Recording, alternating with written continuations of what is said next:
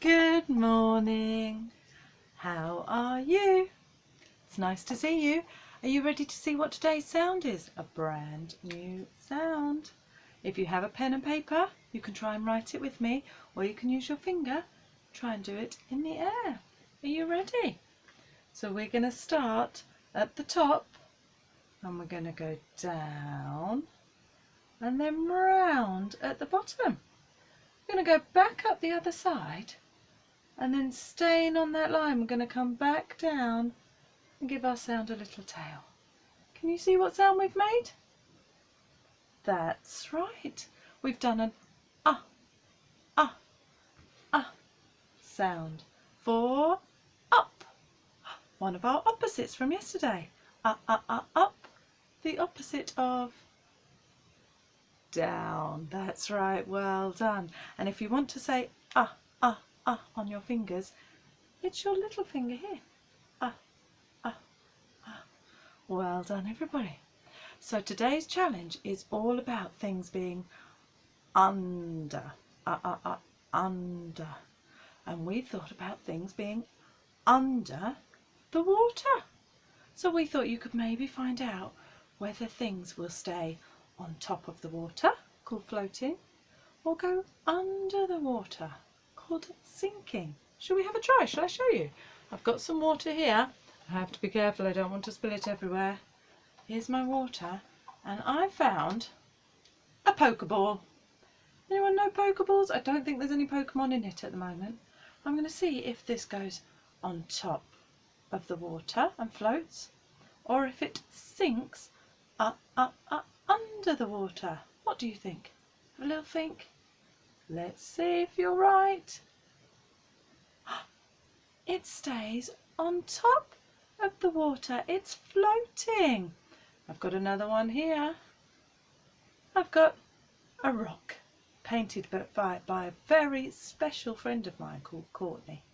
And Courtney's rock, is it going to stay on top and float like the Pokeball, or is it going to go under the water and sink? What do you think?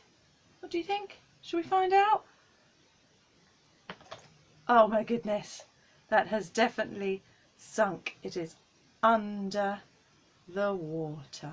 So I wondered if you could get a little pot of water like mine, a big bowl of water. Maybe you could put some water in your bath. Are you lucky enough to have a paddling pool in the garden? See what different things you can find and see if they will float on the top or sink under the water. Before you put anything in the water, check with your grown-up that it's okay and that it won't get ruined if it gets wet. So as well as thinking about under the water, I found a story that is all about under the ground. Are you ready? Would you like to know a little bit more about this story? Shall we see what's under the ground? It says here, have you ever wondered what's under the ground? There's a whole world down there beneath your feet. Shall we find out what's under the ground? Oh, if you dug down a little way, you'd find plant roots. Can you see? Strawberries are growing there, and their roots are coming right down here. The plant roots are reaching out to suck up the water from the soil. And there's hungry, creepy crawlies crunching through those plant roots. Nearby, you might discover a miniature kingdom where a queen ant, I wonder if you can find the queen in there, a queen ant has laid 1,000 tiny eggs, and lots of little worker ants are busy bringing food. Wow, just under the surface of the ground. If you dig a little deeper, there's a snuffly mole. He's digging blindly through the soil. He sniffs a juicy wriggly worm, tugs it out, and slaps it down. That doesn't sound very tasty. Running away from a fierce fox, a rabbit leaps safely into her burrow, where her family are all cuddled up, safe and sound. Oh, I'm glad she found her way under the ground.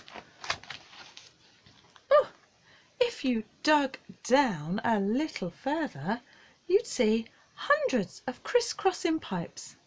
Some bring electricity to light up all the street lamps, and some bring clean water to each and every house. Other pipes carry the dirty water away from the toilets and the sinks and the baths. Oh good, I wonder where all that dirty water went. Wow, robots crawl through those pipes to make sure that none of them have sprung a leak. Look at that little robot down there. There is a rumble in a tunnel and a train zooms by. Lots of trains rush around under the bustling streets of the city. Wow, I've seen trains on top, but there's trains underneath the streets as well. They carry people from station to station all day long. You can see all the people there who are waiting under the street. Amazing. Deeper still, there's solid red rock patterned with stripes and swirls, and buried in the rock are the twirly shells of animals that lived a long, long time ago. Wow, there's even a ferocious dinosaur's big old bones. They've been there so long that they have turned into stone. Wow, all the way under the ground. As water seeps down through the ground, it wears away the rock, and after many, many, many years, caves like this are made. In some caves there are furry bats dangling upside down. Other caves are so deep and so dark that nobody has ever seen them. Wow. Miles underground, twinkling silver and gold are hidden inside the rock. Nobody put them there. They're just part of the earth. People dig mines to try and find them. They drill them out of the rocks and they take them away to make into rings and other pretty things. I hope they're very careful doing that job. That sounds a bit scary and dangerous. If you could dig even further underground, you'd be deeper than anyone has ever been.